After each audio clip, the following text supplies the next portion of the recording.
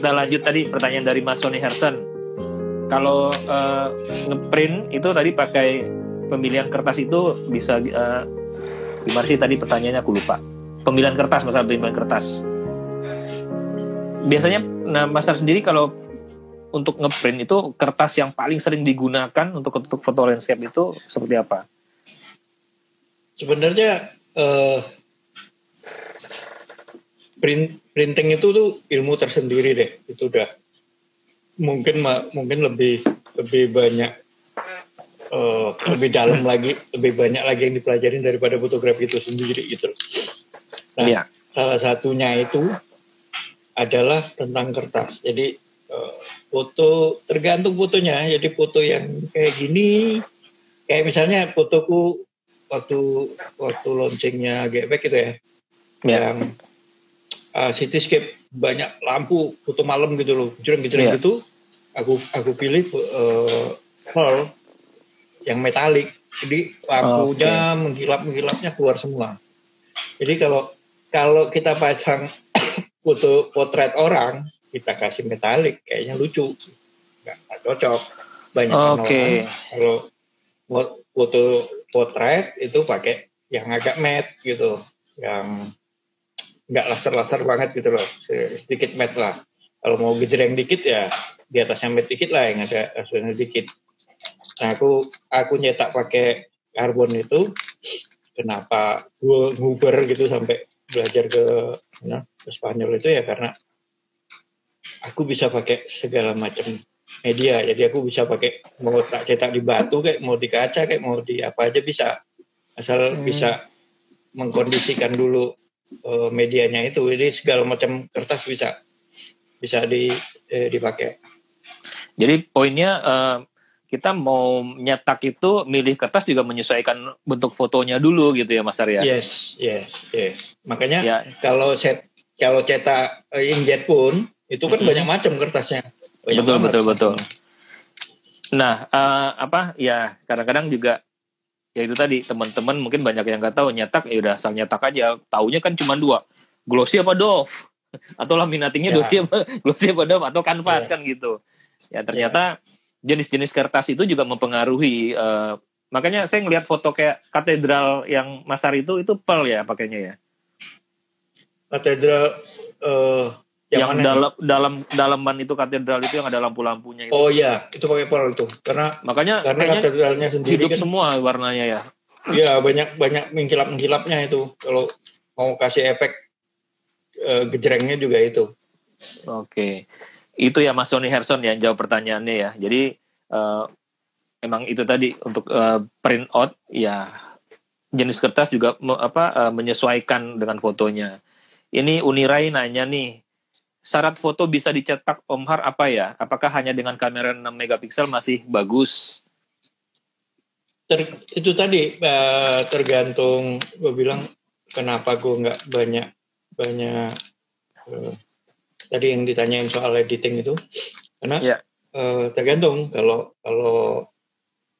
banyak perbaikan, banyak koreksi, mungkin bakalan rusak, tapi nggak tahu juga koreksinya seberapa gitu loh.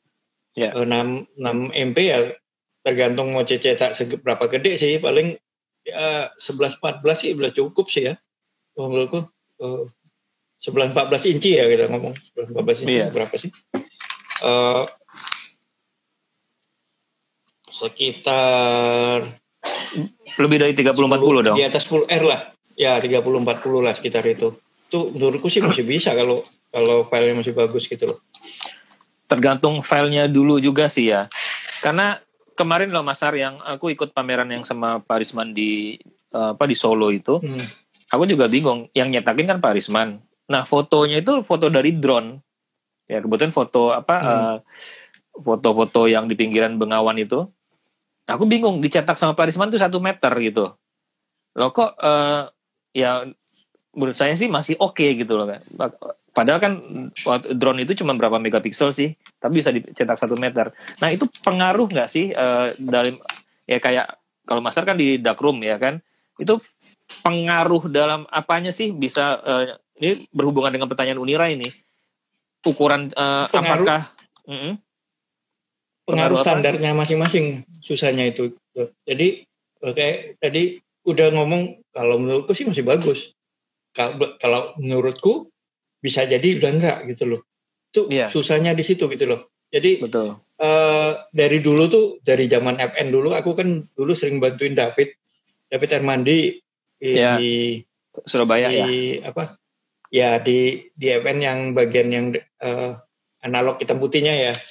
Nah itu sering banget jadi diskusi yang agak berat, karena yang satu ngomong, gue bilang negatif 35 bisanya 10R tuh kalau lo udah jago banget, motretnya pun cuma 10R, lebih dari itu lo pecah. Ada yang ngomong, enggak om, gue udah nyetak semeter tuh oke aja. Nah udah selesai. Kalau menurut dia oke, kalau menurut gue enggak gitu. Susahnya gitu, standar siapa? Standarnya beda ya kan. Tapi kalau untuk orang kayak saya yang masih awam, ibaratnya itu standar itu nggak pecah gitu kan. Bahasanya kan gitu, nggak pecah. Lihat viewing distance-nya juga. Jadi mau dilihat dari jarak berapa gitu. Nah itu tadi, tuh aku pengen tanya ke situ. Viewing distance tadi itu kan pengaruh tuh ngelihat foto gitu kan. Nah jadi kalau misalnya Unirai nanya 6 megapiksel, ya mungkin masih nyaman itu untuk viewing distance-nya itu dicetak 30-40 mungkin ya. Ya, iya kan. Dengan dekat, kalau gue kan dari dulu tuh standar gue tuh karena selalu ngelihat itu sampai kiss gitu loh. Kiss itu lihat foto sampai segini, sampai hidung tuh nempel gitu loh, saking dekatnya. Jadi kalau nggak pecah segini ya nggak gitu loh. Tapi nggak semua orang kayak gitu kan. Tapi kebanyakan orang kalau ke pameran pasti dari jauh fotonya bagus, mulai deket, akhirnya nempel banget tuh kalau ngelihat. Nah, sebenarnya kalau ngelihat print-printan foto yang seperti itu, ya ini kita bicara foto landscape ya, yang di print gitu, itu seberapa penting sih ketajaman dari semua objek ya? Karena kan emang ya kita tahulah kayak Pak Suheri juga sharing sama saya, ngomong kalau ngelihat foto itu Mas, kita bisa tahu tuh kalau yang printan semeter itu dari dekat, jarak 30 cm itu ketahuan nanti ininya. Makanya, nah, menurut Mas Har gimana? Nah, itu dia kalau menurut gue sih, lo ikut aliran mana gitu loh. Kalau ikut alirannya West Coast, aku sebenarnya lama cukup, karena aku belajarnya dari aliran yang ada di Amerika sana gitu loh. Orang-orang Amerika, landscape Amerika tuh kalau nyetak tajam banget, ujung ke ujung tajam banget semuanya, segala kayak gitu tuh. Tapi gue dalam waktu yang sekarang ini, kalau menurut gue kalau mau di-blurrin ya blurrin aja. Tergantung mood fotonya yang mau diambil, tergantung image-nya sendiri mau dibikin kayak apa gitu loh. Itu. Tapi kebanyakan orang kalau landscape tajam nggak itu kadang nyangkut gitu ada warna. Kalau dia nggak fokus, warna itu bisa jadi blur juga kan. Nah, betul. Warna itu kan terdiri dari RGB kalau di sensor. Kalau dia nggak fokus, itu RGB itu nggak jadi satu gitu loh. Jadi warnanya sendiri itu nggak celing gitu loh, nggak keluar celingnya kalau dia nggak tajam. Itu kenapa kadang-kadang orang nguber landscape itu nguber tajamnya, nguber detailnya gitu loh. Kalau Mas Har ngelihat pameran foto sampai sedekat itu detail yang dilihat ya, bukan soal ketajaman kan? Iya, udah lihat biasanya detail, bukan tajam. Kalau tajam sih bisa kita sharpen di Photoshop bisa gitu loh. Cuma kalau detail itu udah nyangkut kameranya, udah nyangkut teknisnya gitu loh. Oke, ya. Ini catatan nih teman-teman. Jadi kalau foto itu ya makanya ya itu batasannya sih masing-masing sih ya. Tapi kalau untuk sekelas Mas Har itu ngelihat foto itu landscape, saya juga tahu Pak Suheri kalau ngelihat foto landscape dulu sampai 30 cm itu benar-benar yang dilihat detailnya. Makanya saya bilang tadi gitu. Sejakal. Makanya saya bilang tadi buat beberapa teman itu foto itu belum jadi foto seutuhnya kalau belum di print gitu. Apapun genrenya ya itu ya gitu. Oke, ini ada pertanyaan dari Mas Ilhamas Birsaini. mungkin Mas Ilham ini pernah lihat foto dicetak di lempengan besi atau plat di pameran Kompas. Kalau mau cetak kayak gitu di mana ya Om? Mungkin pasar tahu nih. Nah, kebetulan waktu cetak itu gue jadi kuratornya lah. Jadi Kompas minta bantu gue untuk dulu tuh proyeknya nggak jalan nih, belum jalan atau nggak jalan aku nggak tahu. Waktu itu bahwa Kompas mau jual fotonya sebagai benda seni gitu loh. Yeah. Jadi aku milihin foto yang mana dan dicetak pakai apa dan di media apa waktu itu. Jadi pilihin dari sekian juta fotonya itu kita pilihin satu-satu gitu loh. Nah yang cetak di lempengan itu kalau nggak salah cetak di Globe. Kan negatifnya itu negatif kecil kan Don. Ini sampel nih, nggak bahwa foto tuh nggak perlu tajam. Negatifnya kecil, tapi dia mau cetak gede. Gue bilang gedein aja sekalian, lebih gede lagi. Jadi yang dilihat itu orang lihat cuma shape bentuk itu hitam putih kan. Waktu itu kalau nggak salah ada pulau kecil gitu dicetak di aluminium. Jadi lautnya itu jadi aluminiumnya, pulau kecilnya itu ya hitamnya itu doang. Jadi kalau dilihat itu artistik banget, bagus banget. Terus fotonya Imswiking Spenpri lagi nyemes gitu loh. Itu cuma kelihatan hitam putih doang. Itu jadi nyeni banget sih kalau cetaknya itu. Itu di Globe itu. Globe. Di daerah mana sih? Ya mungkin informasi buat Mas ini yang nanya.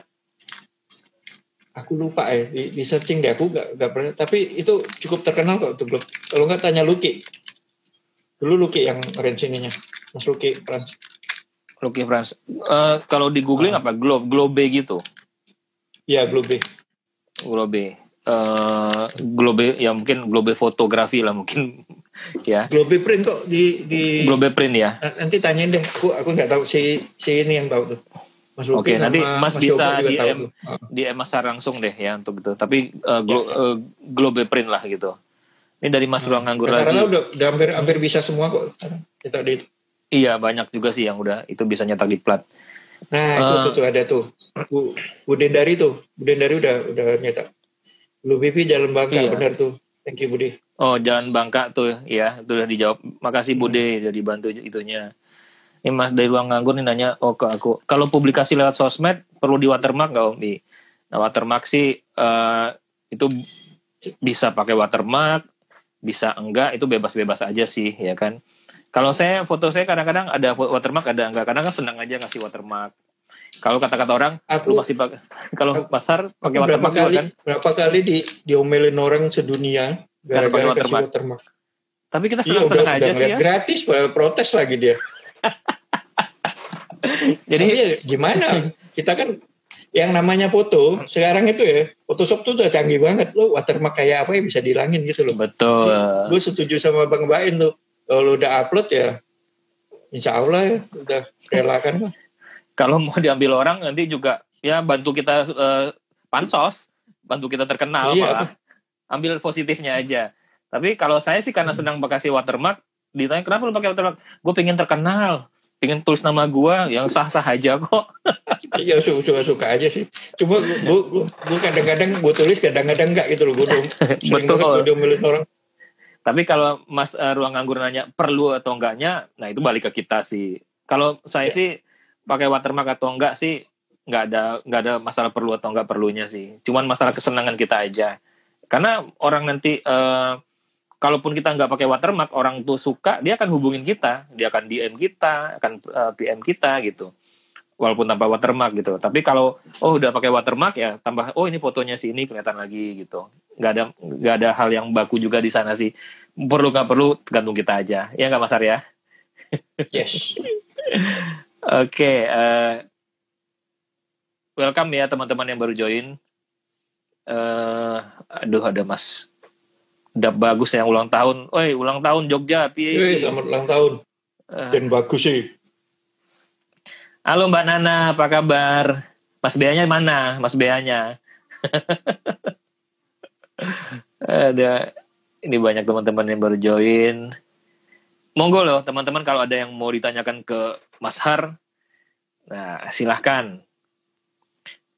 Tuh dari Budi tadi Global V Jalan Bangka ya. Halo, ada KZT Rusan. Aduh, apa kabar?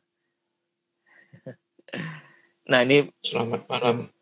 Pertanyaan dari Ashraf Muzaffar. Kalau landscape di siang hari di kondisi kita yang di garis khatulistiwa, ada pengalaman nggak Om? Karena biasanya landscape nggak jauh-jauh dari sunset atau sunrise. Maksudnya Mas Har pernah nggak sih motret landscape di siang hari? Aku motret landscape itu biasanya itu seharian. Jadi bukan cuma siang hari. Dari pagi aku malah sesudah sunrise aku datang. Ya. Terus motret, habis itu nungguin. Kalau di gunung biasanya yang tak perhatiin di foto landscape itu yang tak tungguin tuh lightingnya. Jadi kadang-kadang kan kalau di gunung itu sering ada awan, terus ketutupan, terus terang sebelah, yang kayak gitu yang ku tunggu gitu loh, yang bagus. Kalau nggak ada ya nggak dapat gitu loh. Jadi yang ku perhatikan tuh selalu lighting. Kalau lighting itu biasanya ya itu tadi dari gunung, dari awan, dari matahari ketutupan awan, terus ada di celah-celah gunungnya itu keluar sedikit gitu, itu yang asiknya gitu loh motret landscape. Nah, yang ditanyakan kalau kondisinya yang kalau di siang hari itu gimana kita nyiasatinnya itu Mas? Ya itu tadi nungguin lightingnya. Jadi pas mataharinya ketutup sedikit atau ketutup separuh, awannya kayak gitu tuh. Jadi walaupun siang hari pun nggak masalah, tapi tidak langsung ya mataharinya nggak langsung ya, yeah. Tergantung lightingnya lagi ya. Tergantung lightingnya. Oke. Jadi filternya bisa jadi awan jadi filter kan? Gitu ya kira-kira. Oke. Aku itu lagi nih dari Mbak Utami. Pak Har, mungkin ada rencana ngasih workshop tentang printing kertas dan yang lain yang dasarnya gitu Pak? Nah lo tantangin tuh. Kalau workshop sih aku nggak pernah bikin karena biasanya workshop sih aku diminta ya. Orang minta aku workshop terus nanti aku pikirin, kecuali yang BW ya. Kalau BW kan memang aku siapin. Cuma kalau yang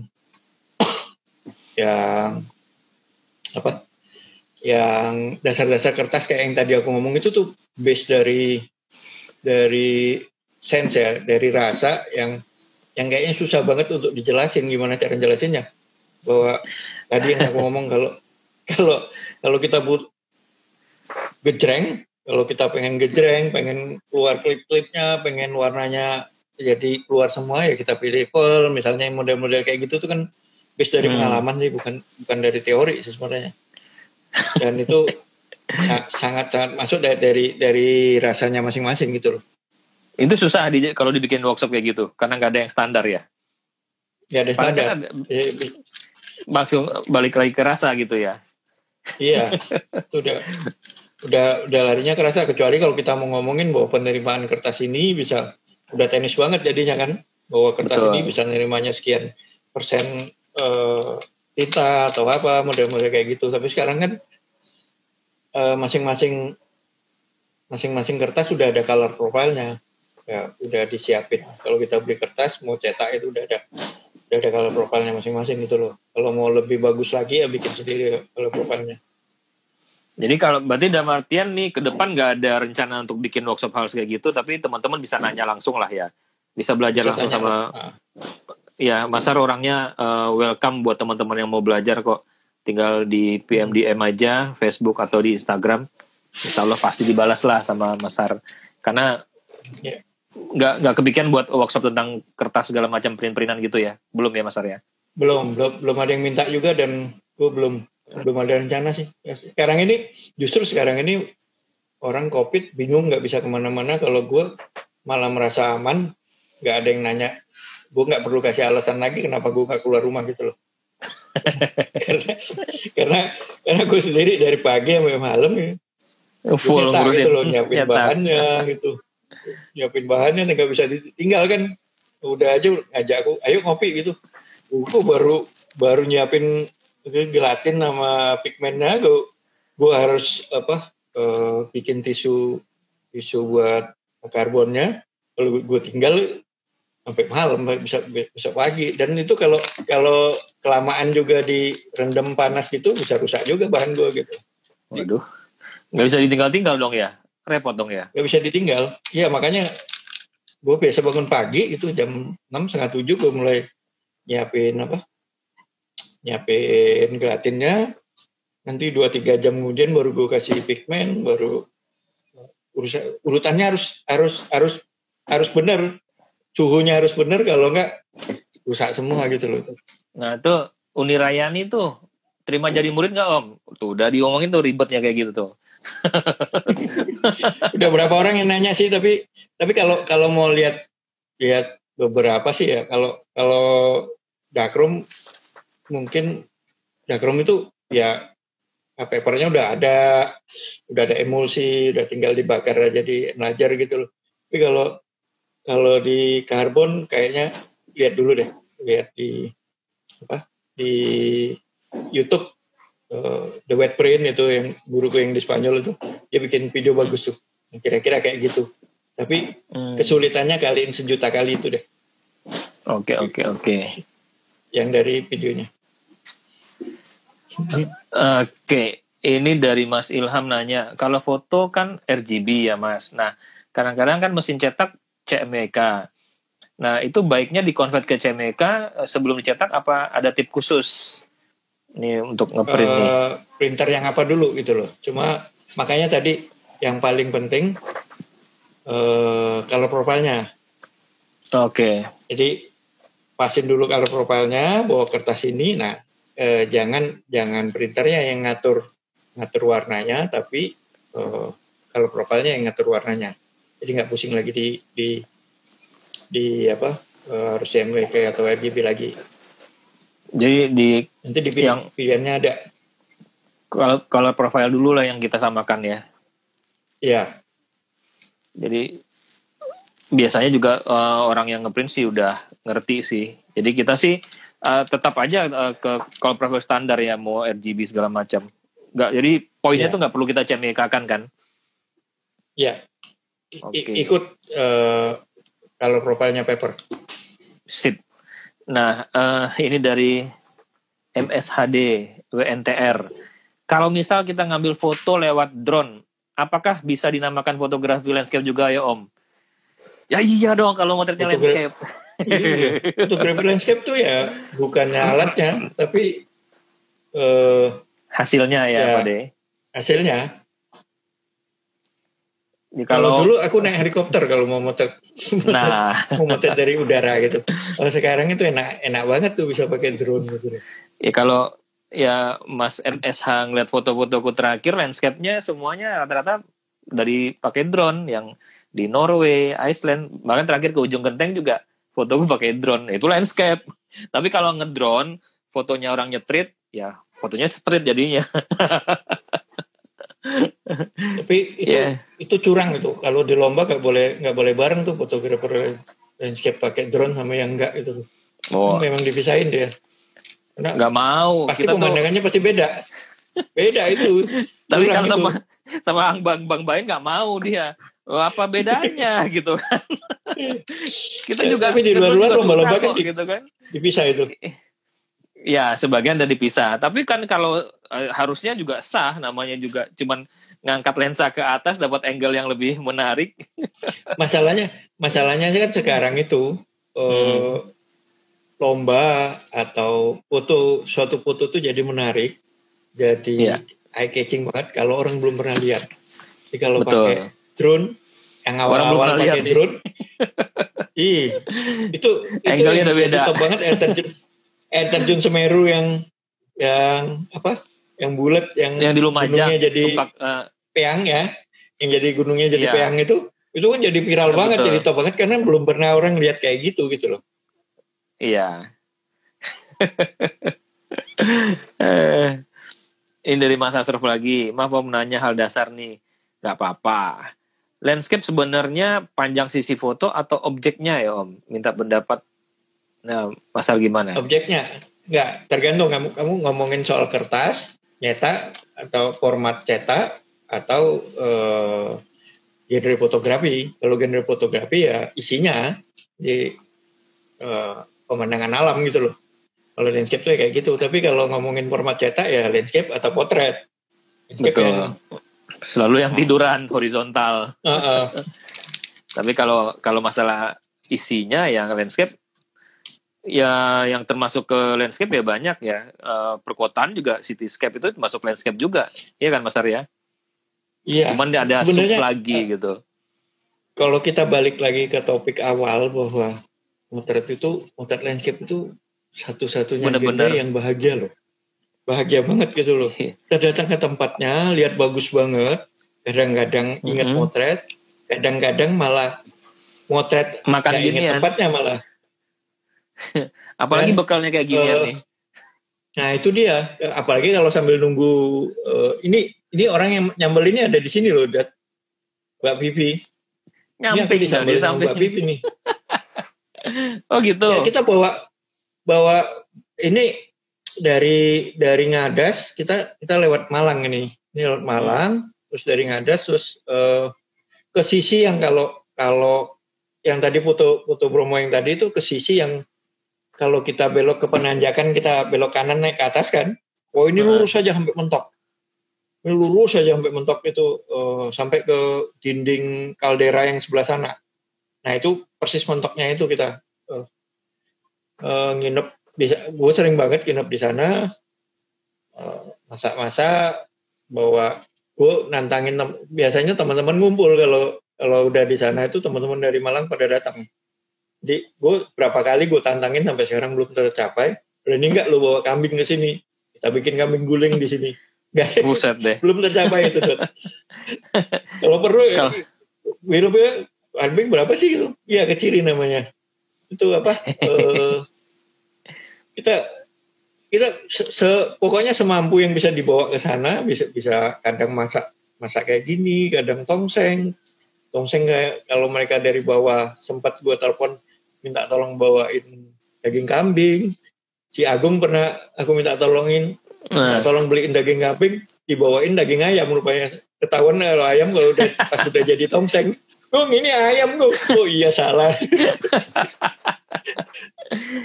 Nah, itu poin yang membahagiakan kalau ke landscape. Yang kadang-kadang yang hal-hal kayak gitu yang seru ya, Mas Arya. Nih, jadi ini apa nih lauknya tadi itu? Waduh. Makannya lagi lagi pinggir ginian.